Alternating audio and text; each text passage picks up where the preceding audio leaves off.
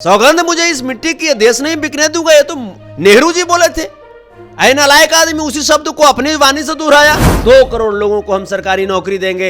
आप बताइए 10 साल में 20 करोड़ लोगों को सरकारी नौकरी मिला क्या? हम कहाँ करें मोदी जी को आतंकवादी? अब देश की जनता बोल रही है तो उसमें हम कुछ नहीं कर सकते। हाँ, मोदी जी इतिहास तो रचते ही हैं। आज तक कभी देश की अर्थव्यवस्था इतनी गिरी थी?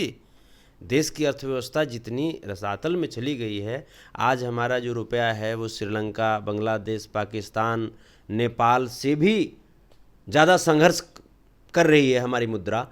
तो ये तो ऐतिहासिक बात है ही। ये ऐसा इतिहास, ये पहली बार ऐसा होगा कि हिंदुस्तान के प्रधानमंत्री को प्रधानमंत्री पद छोड़ने के बाद, चुनाव हारने के बाद शायद ये विदेश भागेंगे। विदेश भागने की भी तैयारी कर रहे हैं क्योंकि इनका विदेश का आवागमन कुछ ज़्यादा ही बढ़ गया है, तो वहाँ भागने की तैयारी में लगे हुए हैं। तो ये पूरी तरीके से ऐतिहासिक बात तो है ही, जब इनके 10 साल के कार्यकाल में न एक यूनिवर्सिटी खोला गया, न एक बढ़िया हॉस्पिटल खोला गया। आप कोई भी एक देश के विकास के कार्य आप गिना दीजिए, अगर आपको नज़र आता हो तो फिर आप जो कहेंगे सो। कैसे चुनाव जीतिएगा लोग? एक आदमी के विपक्ष में 20 बड़ी पार्टियां आ रही है। इस बात को मानते हैं कि मोदी कितने बड़े ताकतवर आदमी हैं? आप ये बताइए कि तब तो आप कहिएगा कि तब एक आतंकवादी के पीछे 500 पुलिस लग गया, इसका मतलब आतंकवादी बहुत ताकतवर हो गया।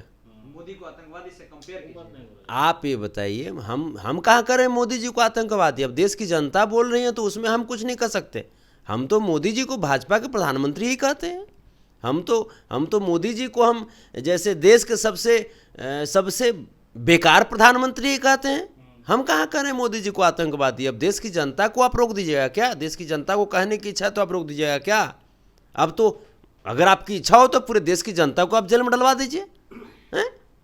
अब तो आपके जैसे भाजपा के शासन काल में जितनी अन्यायपूर्ण व्यवहार की जा रही है देशवासियों के साथ, वैसी अन्यायपूर्ण व्यवहार अगर भाजपा के पूर्व की सरकार अगर की होती तो भाजपा का नेस्तनाबूद खत्म हो चुका होता, भाजपा की कोई अस्तित्व नहीं बचती। लेकिन जिस प्रकार से आज देश के अंदर संप्रदायवाद, देश के अंदर हिंदू, मुस्लिम, सिख, ईसाई के नाम पर भेदभाव पैदा की जा रही है, जातियों के आधार पर लोगों को बांटा जा रहा है, ये बहुत चिंताजनक है। और इसी हम लोग बंटवारे को देखते हुए, इन्हीं बातों पे गौर करते हुए हम लोगों ने, पूरे देशवासियों ने मिलकर के ये तय किया है कि 2024 में ऐसे आतताइयों को देश की सत्ता से बाहर करना है, क्योंकि हम लोगों को रोजगार चाहिए, युवाओं को रोजगार चाहिए। युवा धर्म के नाम पे नहीं भटकेंगे। यहाँ पे मंदिर कितना करोड़, कितना अरब, कितना खरब खर्चा करके मंदिर, मस्जिद, गुरुद्वारा, चर्च पे बात होती है, यहाँ पे देश के बड़े बड़े इंस्टीट्यूट के बारे में बात क्यों नहीं होती है? मैं आपसे पूछना चाहता हूँ कि अगर देश का कोई बड़ा इंस्टीट्यूट बनाया जाएगा तो उसमें सिर्फ हिंदू या मुस्लिम के बच्चे तो नहीं पढ़ेंगे ना, उसमें तो सब लोग पढ़ेंगे ना, इससे देश बढ़ेगा आगे। यहाँ पे पाखंडियों की पूजा की जाती है भाजपा के द्वारा, भाजपाइयों के द्वारा। यहाँ पे देश के वैज्ञानिकों की पूजा कहाँ होती है? देश के इंटेलेक्चुअल लोगों की आज कहाँ जगह है देश में? आप बताइए। मोदी जी बोले थे कि हर वर्ष 2 करोड़ लोगों को हम सरकारी नौकरी देंगे। आप बताइए 10 साल में 20 करोड़ लोगों को सरकारी नौकरी मिला क्या? अगर 20 करोड़ लोगों को सरकारी नौकरी मिला होता तो आज कम से कम एक लोग नौकरी करते तो 5 लोग उन पर आश्रित होकर के घर का जो खर्चित जो होता था उनका चूल्हा जलता। यानी 120 करोड़ लोग कम से कम आज भूखे पेट रहने को मजबूर नहीं होते। आज भी आप डेटा उठा करके देख लीजिए, देश का 40% जो आबादी है वो एक वक्त खाता है, देश की 15% जो आबादी है वो भूखे पेट सोती है, सप्ताह में मात्र 3 दिन खाना खाती है। देश का आंकड़ा है। प्रतिवर्ष आप जब आंकड़ा ढूंढेंगे, 2014 में एक देशवासी के ऊपर 1538 रुपया कर्ज था। 2014 में मैं आपको डेटा बता रहा हूं, 2014 में प्रति व्यक्ति 1538 रुपया कर्ज था वर्ल्ड बैंक का। आज के डेट में 35,328 रुपया कर्ज हो गया है। ये कर्ज किस लिए हुआ आप बताइए? मैं आपसे पूछता हूं। आप जो कह रहे हैं भाजपा जैसी दरिंदी पार्टी कोई है क्या? भाई अनपढ़ जाहिल गवार भाजपा के प्रधानमंत्री, ऐसे लोग की वजह से ही आज देश की दुर्दशा हुई है। आप बताइए, नोटबंदी 2016 में हुआ था, कितने गरीब लोग की जान चली गई थी? बताइए कैसे? आप किसी अरबपति को बता दीजिए, किसी अरबपति को आपने देखा क्या लाइन में लगे हुए? किसी अडानी को देखा? किसी अंबानी को देखा? आपने देखा किसी को लाइन में लगे हुए? क्या गरीब लोगों के पास इतनी पैसा थी? हैं? स्वर्गीय माता जी तो लगी थी। स्वर्गीय माता जी के नाम पे तो राजनीति करने वाला नालायक बेटा है।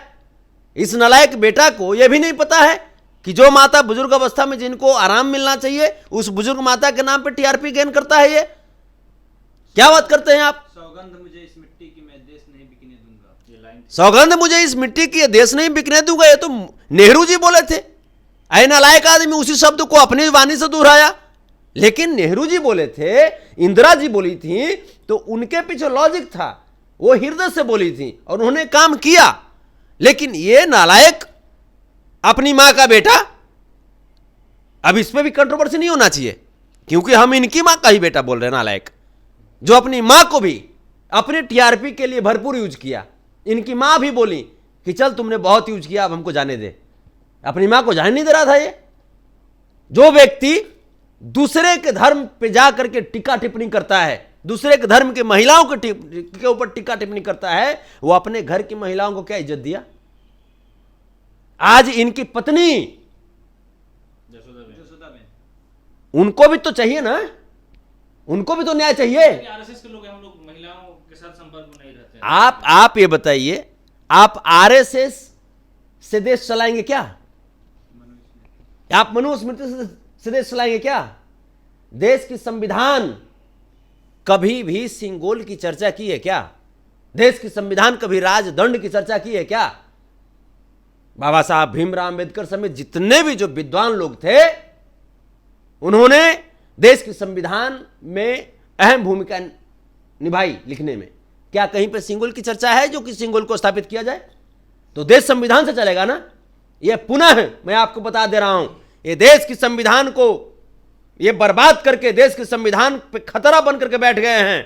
लोकतंत्र को खत्म करके ये पुनः ये राजतंत्र शुरू करना चाहते हैं, बादशाहत शुरू करना चाहते हैं। ये देश की ये भविष्य ये यहां से निर्धारित कर रहे हैं और इसी का प्रमाण है राजदंड।